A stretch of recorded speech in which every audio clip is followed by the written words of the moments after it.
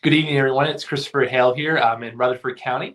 I'm a candidate for United States Congress in the 4th Congressional District. As you know, the past few nights I've told you that district stretches far to the east, all the way to Ray County and Bradley County, and including Bledsoe and Esquatchie Valley, and all the way to the west to Murray County, south of Lincoln and Franklin County. Tonight, I'm honored to have the Honorable Matthew Colvard, who is a commissioner and the vice chair of the Bledsoe County Commission. Matthew is an educator. He understands, he's deep and understands the issues of Bledsoe County, and he's an incredible public servant. Truly the honorable. I'm really happy to have him here with me tonight, and we're going to go through some issues in Bledsoe County. Obviously, we'll talk about the ongoing issue with the Bledsoe County Correctional Facility and coronavirus outbreak there, but also other issues that have been in the Esquatchie Valley for time immemorial, including some of the infrastructure issues. So, Matthew, I'm going to have you go ahead and join. Can you hear me? I can, Chris. How are you? Matthew, thank you for joining me. I really appreciate it. Do you mind giving the listeners just a little bit of introduction about yourself? Tell us a little bit about you. Well, I've lived in Pikeville, Tennessee all my life, except for my time at Tennessee Tech in college. And I graduated in 2012 from Tennessee Tech with a degree in history and education, and worked a little bit in the insurance field for Nationwide as a licensed property and casualty and commercial specialist in insurance, and actually worked for the Republican state senator of the 31st district, or excuse me, state representative of the 31st district, Ron Travis. And I was lucky enough to get a job in education here in my hometown and community of Bledsoe County, and I've been teaching mainly ELA, a little bit of history, and I've been doing that since 2016. In 2014, I was elected to the Bledsoe County Commission here in the 4th District, Seat A, and I was lucky enough to be reelected in 2018 without any opposition, and very thankful and blessed that my fellow commissioners unanimously selected me to be the vice chairman upon reelection during 2018. Well, I wanted to start off. So you're also an educator, and of course the Bledsoe County schools. When did they shut down for the coronavirus? We did that in the middle of March. I think maybe like 13th to 16th, somewhere in that time frame. Did you all have some kind of a ceremony to celebrate, folks? I heard you all had some kind of ceremony down in the community last weekend or so to celebrate the kids graduating in some capacity. We did. I actually have a cousin and a niece who are seniors at Bledsoe County High School this year. Go Warriors! And we had a kind of a drive-through parade. It was very tight-knit, try to have people spread out as much as we could, practicing social distancing, and just a real quick drive through town. And actually, if you drive through the city of Pikeville right now, you'll see yard signs, markers up that have every member of the graduating class, and different businesses and stuff have been posting because, it's a small town. A lot of the graduating class have jobs here inside the Pikeville or the Bledsoe communities. So it was really neat to send off to let them know how much they've been appreciated for their time and dedication, and of course for the unfortunate circumstance that we're in. Yeah, sure. So, I've just seen that all across the 4th District in Rutherford County. We're doing something similar. I was going to the testing center down in Franklin County, and I accidentally came upon a graduation in the Franklin County courthouse. They had like a family and friends only. I wanted to talk to you a little bit about testing. You all had testing about a week and a half ago, and y'all about 350 people that got tested. Is that correct, give or take? We did. The National Guard came in, and that was open to the public, and they set it up, did a very thorough job, a good job of getting everybody situated and in and out in a timely, coordinated manner. And they did that on the Bledsoe County High School campus, and several people obviously came back positive. I think right now we're up to maybe 15 cases of just regular citizens in Bledsoe County, and 10 so far have recovered. And so a question for you, what is the latest with the correctional facility, and what is the county's actions on that, and what are you hoping to see from the state on that? Well, I think if the county does anything, one thing that I would like to do, especially for the guards and the nurses and the staff out there.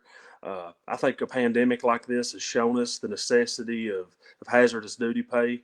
And the last time I checked, I believe Tennessee is one of 14 or 16 states that does not offer hazardous duty pay. And I think that that's something that I may introduce for the commission to try to send to Nashville, and even to the federal level, to our congressmen and U.S. senators, requesting that they would take some action on that. As far as the employees, I know that everyone has been tested.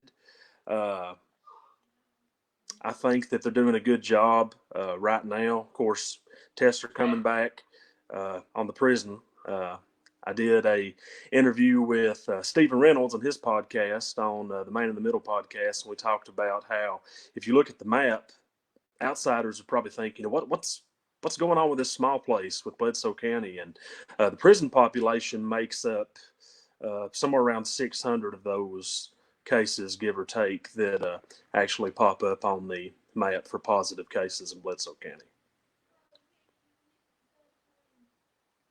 Too, because I think that what I realized that is a huge employer for the surrounding region, right? That's not just Bledsoe County. You have employees from across the region for that. Yeah, you do. You've got Sequatchie County, Van Buren County, White County. Some people even drive from Ray County, Cumberland County, Warren County. So it's truly a tri-county employer, but it's a very big employer, very large for Bledsoe and Van Buren counties.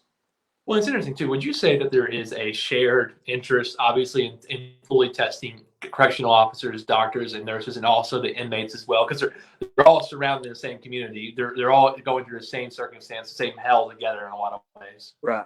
They absolutely do. I mean, a lot of people, they meet in the mountain, whether it be at some of the gas stations or convenience stores, and they're very tight knit. They talk about the issues and things that are going on out there.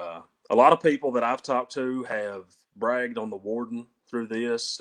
They've had several wardens out there since BCXX expansion finally opened, and most people seem pleased with the direction and the way things were going. There's a little bit of uncertainty and disappointment on how the state reacted. I think one of the biggest things right now would be, if the state were helping to get more family members tested. I know that you can get the antibodies test in Cleveland right now for $100, and it'd be nice if there was some way that you could get that for $25 a person, because right now you have several people out there, that have large families of 3 or 4 kids, and it can be very devastating.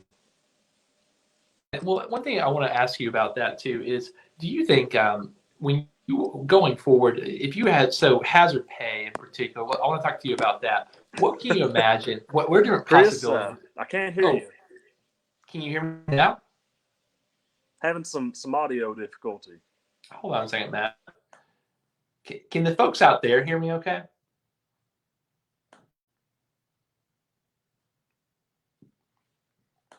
What about now, Just a second. Matt, can you hear me now?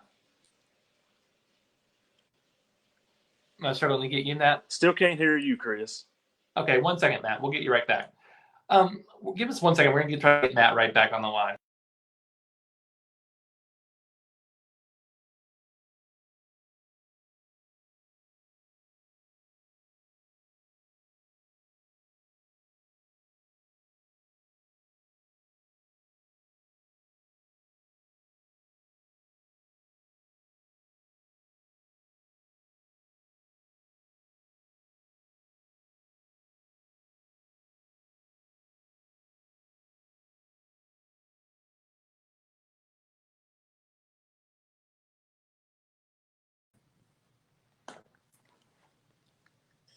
Colvard, what about now? Hey, we're great. Okay, perfect. Sorry about that, guys. I want to go back to hazard pay for a minute. So, sure. If Matt Colvard was in charge, what are possibilities for hazard pay for first responders, emergency workers, et cetera, in Bledsoe County? Did you say what's the response or what's the possibility? What kind of possibilities do you imagine on making this happen for Bledsoe County residents and folks working in the prison system? The biggest thing that we can do as a community and even as a commission is try to petition the state and the federal level to act on this on the behalf of the people. That's one of the issues that doesn't get talked about because it's not as mainstream or uh, so much of a hot button issue amongst the media and stuff like that. And that's a very real issue that affects lives and forestry workers, emergency personnel. When there's a tornado, if there's a natural disaster, just outside the general health concern of the pandemic that we're going through right now, their lives are on the stake. They are in a heightened risk and liability with their job on the line. And I think that's the type of issue when I talk to people on the ground, that's not a Democrat or Republican issue. There's bipartisan support that feels like that's just good governments and that's taking care of our working families and giving them the opportunity and the protection that they deserve. And Matt, a question for you. You talked about one of the things that I admire. You are a Democrat. My God, you are a Democrat. You're a proud Democrat, a lifelong Democrat. You're a Democrat in one of the most rural and red parts of this country. I am running in a Democrat in one of the most red and rural districts in this country. What advice do you have for me and the Democratic Party to start competing again and winning elections down there? Well, I think it's simple. You look at an area that's very religious and that is very Southern in a lot of different aspects, different setup of government, very unique. But I look to Louisiana. I look at John Bell Edwards, who's been a governor there. He has extended protections to the LGBTQ community, but beyond that, he's a man of faith. He's pro-life. He's pro-gun, but he's also pro-family. He's pro-education. He's pro-projects. He is pro-stimulating the economy, but I call it trickle-up economics, making sure that the working man, the laborer, has a good paycheck and a good quality of life. And he's really helped to rebuild that state. I think that those are two key issues. If you want to win over the rural voter, you have to look at pro-life and even whole-life Democrats that are part of the party, and those are two issues in which I think that rural Democrats are going to have to not be afraid to stick to their guns. And one thing I will say is even a lot of pro-choice Democrats that I know, that key word there is choice, and they believe in the idea of choosing life. Of course, with the heartbeat bills, even President Trump tweeted and has said, just like President Reagan before him, that he supports abortion in the cases of rape and incest and the mother's health. And I think that's something we have to work on, is making sure that we try to eliminate the environment in which something like abortion even manifests itself. And I think if you look at targeting the opioid crisis, which spans into drug trafficking and so forth, and if we really take a look at alleviating poverty, then I think that we help to make those numbers go down. Of course, continue science, education, access to health services. That's one thing I tell people. I said, if I were a congressman, the way my constituents vote, I could not support taxpayer funded for elective abortion, but there are so many other services that are provided as far as women's reproductive health. And, we need to make sure that those things are still intact, because, you got to look at the harms versus the positive impacts. And I think there are more positive impacts by having a broad approach to healthcare. And all this does tie into healthcare and quality of life. I like to tell people that I'm pro-life, but I'm pro-quality of life.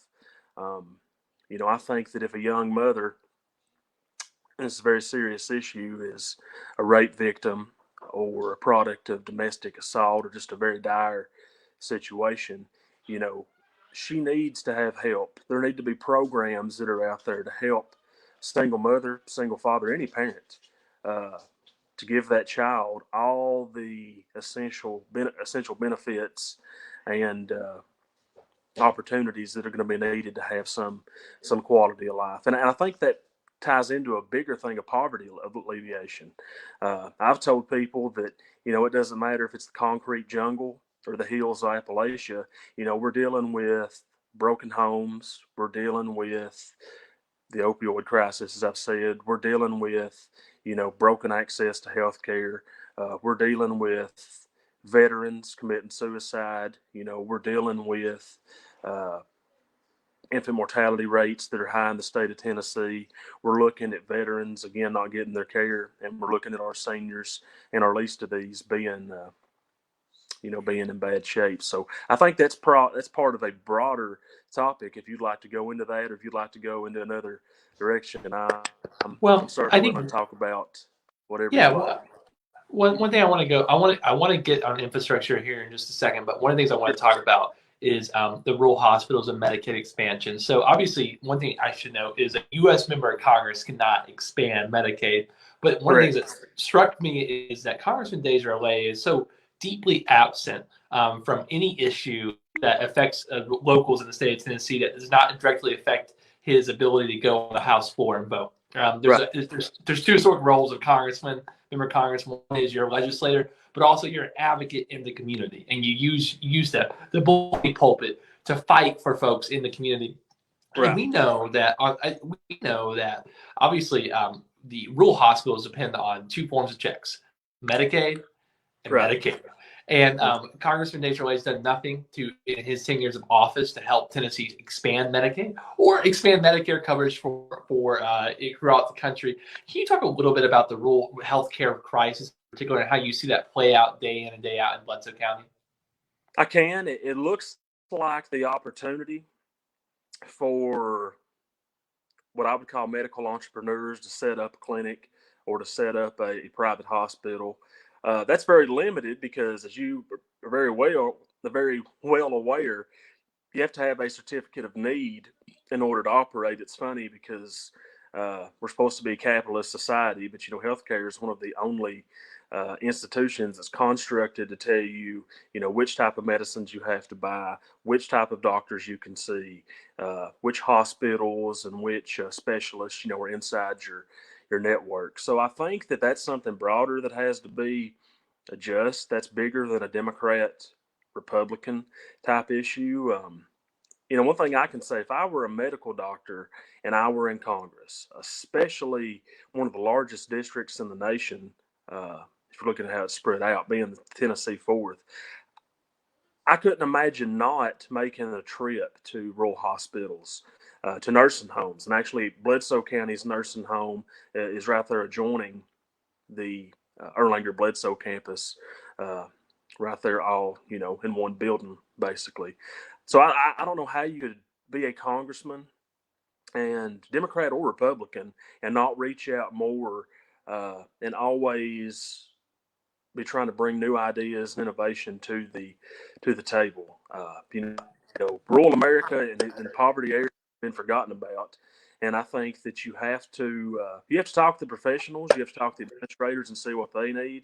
And then also, you got to sit back and look at the data and look at what's affecting those areas. And Medicaid expansion is certainly a start. Ron Travis actually was a Republican that went out of his way to get Medicaid expansion passed on the floor in the Tennessee House. And unfortunately, that didn't have any avail. And also, medical marijuana, another issue he tried to pass, and again to no avail. So I definitely think that we've got to try to have a more comprehensive approach and think about ways that we can get more care to the citizens. I mean, mortality rates, quality of life. Those are things that I think are, part of the larger pro-life issue, truly pro-life from, conception or from birth until death. So. Well, it's interesting too. I think that you've highlighted two things. One is the importance of showing up. You cannot understand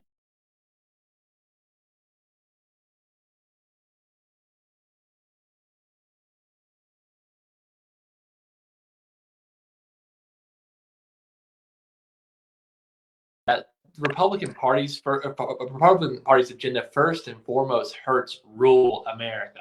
Rural communities are the first victims of so many Republican Party, some of the Republican Party's worst ideas.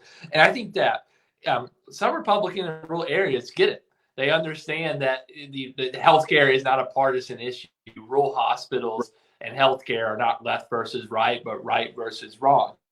And I think that the next member of Congress or congressman needs to fight for rural hospitals. It strikes me that Congressman Desjardins is a doctor. He is a doctor, and I think that it's absurd that he has not been on the forefront of rural healthcare in this country. I want to be a champion of rural healthcare and rural hospitals. Matthew, I want to do a slight change of topic as we get to the end here. Can we talk about some infrastructure needs of Bledsoe County? Stephen Reynolds loves talking about the 4-lane highway from Marion County upwards. Can you talk a little bit about some of the needs y'all got? Well, I tell people, Chris Hale gets it. Bledsoe is one of, I think now maybe it's 2, could be 3 counties that does not have a 4-way connector to the interstate. If you look at the Sequatchie Valley, Dunlap, Tennessee, Sequatchie County is growing. They're going to have a bias at some point. I'm no civil engineer, but if you look from the bottom of the Cumberland Mountain all the way down the Sequatchie Valley to where the interstate splits, the 24 split there in South Pittsburgh, it's a great. We need that for a lot of reasons. For safety, we need it to attract business. We also need it to promote current business for manufacturing and Dunlap to our agribusiness, which is very county. We need that to compete. If you go to TDEC meetings, if you sit in these different conferences with local government and these different entities, medical care, education, infrastructure, those are the things you have to have at the table to compete and to try to land a manufacturing facility or any type of business that's wanting to locate in their area. And I've sat through those meetings, and we need those things. That's larger than Democrat, Republican. When you and I are 70, 80 years old and try for health care, still writing letters, if that's even a thing by that point, hope it is, it's not going to matter who put that in. And I will say this, that we got a lot of people in Bledsoe County that would like to see things change, Democrats and Republican. I think when you get on the ground and you start talking about the broader palette of issues or the things that we have in common. US 127, I've actually introduced residents 3 different years, our state and to our delegation in Congress and our U.S. senators, and that's passed with unanimous support, even as some commissioners have came and went. That's something that we've been united on. We have a good commission. We work well together. I think that we have a lot of the same ideas about how we have to grow and the things that we just need to develop. And right now, I think this COVID crisis, the economic downturn, this, I hate using this word, but this recessive period recession that we're going to be going into. One thing that Scott Desjardins, his predecessor, has said, Mr. Lincoln Davis, who was a great congressman, in my opinion, a blue dog, he said, we should have looked back to the 40s in 2007, 2008, and doing something like the CCC, like the Southern Conservation Corps. I think with people out of jobs, they're saying by July in Tennessee, we could see 25-30% unemployment. Now's the time, as Congress is delegating in their meeting, trying to discuss new stimulus packages. Now's the time to get our able-bodied men and women to work, good paying job, give them health care, give them the things that they need to survive and to make it out of this. And along the way, we have bridges in this area that really haven't been looked at, not necessarily the Bledsoe County area, but the 4th District touched since, Eisenhower was in office. So now's the time to bring in broadband, to look at repairing our roads, our bridges, and other types of infrastructure, getting new fire hydrants so citizens can see a safer access to water in the need of a fire. Also, the extent by that is they see their ISO rating go down, which saves them money each year on their insurance. Those are just a few of the things that I think that we can do, and that it's time that to Washington that understands these needs. People like you and I can continue to thrive and still see success in the 4th District. Matt, I appreciate that. We're going to take, if anyone has any final questions, we'll take it. I just wanted to address something that you brought up there. I think one of the things that really we saw after the recession of 2009, we saw that the federal government, they invested, but it really invested in urban areas and suburban areas over rural areas. What's so sad is that you saw the recovery from 2009. Some folks in rural communities never really recovered. If you look at, say, Tennessee, over 3/4 of the investment from the federal government went to Nashville, Memphis, and Knoxville. And so the rural communities, almost in every community that every county that I am trying to represent, the investment was very low. I think as we talk about the recovery for the post-COVID, post-2020 recession, we got to focus on rural communities first. I can promise you something. Scott Desjardins is not going to get a dime for our community. He's not going to get a dime for Bledsoe County. He has never shown up. He has never fought. He has never passed a major bill or piece of legislation that has affected directly the people of our community. Matt, I'm going to bring you back here. I'm going to go through the questions really quick. And there was one that I wanted to bring up. Can you explain a little bit? People were asking, can you hear me? Chris, you were breaking up. Oh, there. Can you hear me okay now or not? Transition. I might have lost Matt.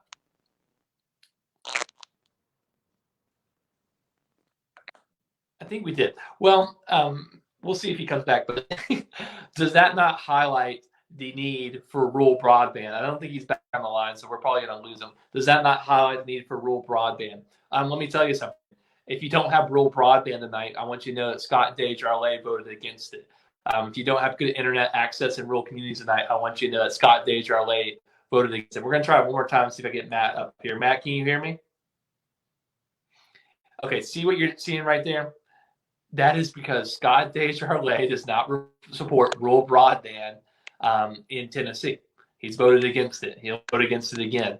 Matt, are you there? I am, but you're cutting out on me just a little bit. Matt, can you explain the CCC to people?